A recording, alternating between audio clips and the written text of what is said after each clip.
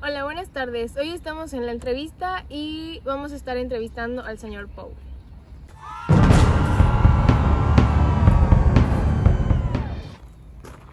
Hola, muy buenas tardes. Hola, señor Poe. Muy buenas tardes. Es un honor tenerlo aquí con nosotros. Díganos, ¿cómo se encuentra? Pues me encuentro muy bien, gracias. Gracias por preguntar. El honor es mío y es bueno coincidir para platicar. Gracias por acompañarnos hoy.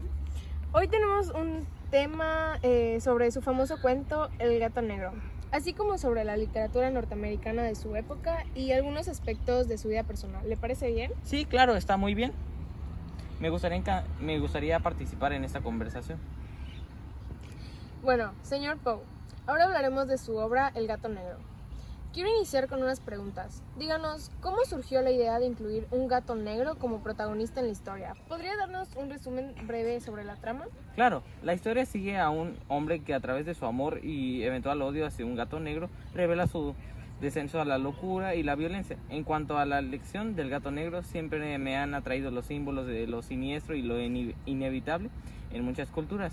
Los gatos negros están asociados con la mala suerte, la fortuna, y me pareció el más simbólico y perfecto para explorar temas de culpa y retribución.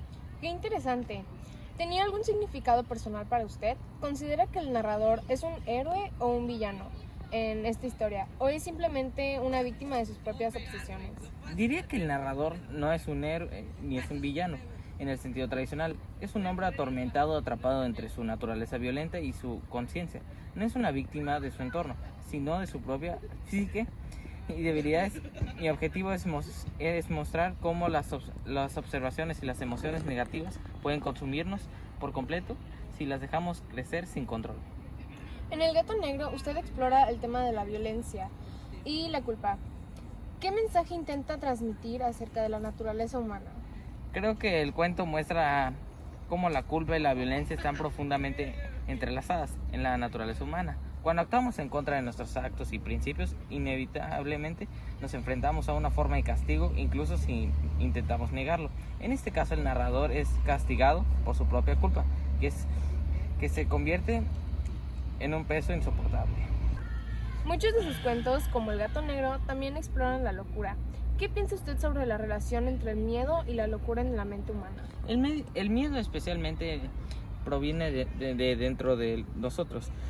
Puede ser un catalizador de la locura cuando tenemos nuestros propios pensamientos o deseos. Esto puede llevarnos a una espiral descendente donde perdemos el control. Me interesaba explorar cómo en ese estado de miedo la mente puede distorsionarse y convertirse en nuestro mayor enemigo.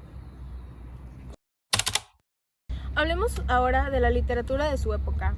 En su tiempo, el romanticismo estaba en auge. ¿Qué aspectos de este movimiento consideran que influyeron más en su obra? El romanticismo permitió a los escritores explorar lo sobrenatural y lo misterioso y lo irracional. A mí me atrajo particularmente la idea de explorar los aspectos oscuros de la psique humana, los sentimientos extremos y las emociones profundas que no siempre se expresan. Este movimiento me añadió la libertad de surgirme en temas que antes habrían sido considerados inaceptables. A menudo se le menciona como precursor del género policial y de terror. ¿Cómo percibió usted el impacto de estos géneros en el gusto del público de su época? La audiencia de mi tiempo estaba comenzando a interesarse por lo desconocido y lo inexplicable. Mis historias de misterio y terror brindaron una manera de enfrentar estos temores en un entorno seguro. Creo que el público encontró una fascinación en lo hipotético con el misterio y el terror, porque nos da una ventana para explorar la muerte y el horror sin enfrentarse a las consecuencias reales. Bueno, sabemos que los escritores en Estados Unidos estaban comenzando a alejarse de las tradiciones europeas. ¿Cree que su trabajo representa esta búsqueda de una voz literaria americana propia? Sí, aunque admiro profundamente a los escritores europeos, siempre intenté desarrollar una voz propia. Quise que mis historias reflejaran la experiencia americana de mi época, con sus luchas y contradicciones. Aunque Estados Unidos era un país joven, su literatura ya comenzaba a buscar su propio camino, y creo que mi enfoque en temas universales ayudó a distinguir mi trabajo de la tradición europea. Muy bien, qué interesante. Ahora pasemos a hablar sobre su vida personal. La pérdida de seres queridos fue una constante en su vida. ¿Cómo cree que estos eventos moldearon su perspectiva sobre la muerte y el sufrimiento en sus historias? Pues la muerte ha sido una sombra constante en mi vida y naturalmente eso ha marcado mi escritura. Creo que haber experimentado la pérdida me permitió comprender el dolor profundo que siente alguien ante la ausencia de un ser querido y traté de plasmar ese sufrimiento en mis obras, relatos, explorando el luto, de la culpa y el miedo.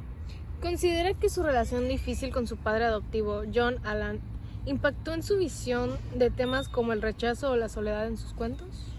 Pues sí, pues mi relación con John Allan fue muy conflictiva. A pesar de que me brindó un hogar y comida, pues su rechazo y su frialdad dejaron una huella en mí. Ese sentimiento de abandono y el deseo de aprobación influyeron en mi perspectiva sobre la soledad y el aislamiento, temas que aparecen frecuentemente en mis obras. Finalmente, algunos dicen que su vida fue tan turbulenta como sus propias historias. ¿Cree que sus experiencias personales le permitieron comprender la oscuridad en la mente humana de una manera única? Sin duda, mis vivencias personales con sus tragedias y dificultades me han acercado a esta oscuridad. La literatura se convirtió en una forma de expresar ese tormento interno y explorar las profundidades de la mente humana. Creo que no puedo escribir sobre el dolor y la desesperación sin haber experimentado en carne propia. Muchas gracias por darme esta entrevista para mi programa. No, también un gusto para mí haber platicado de mi vida. Un placer.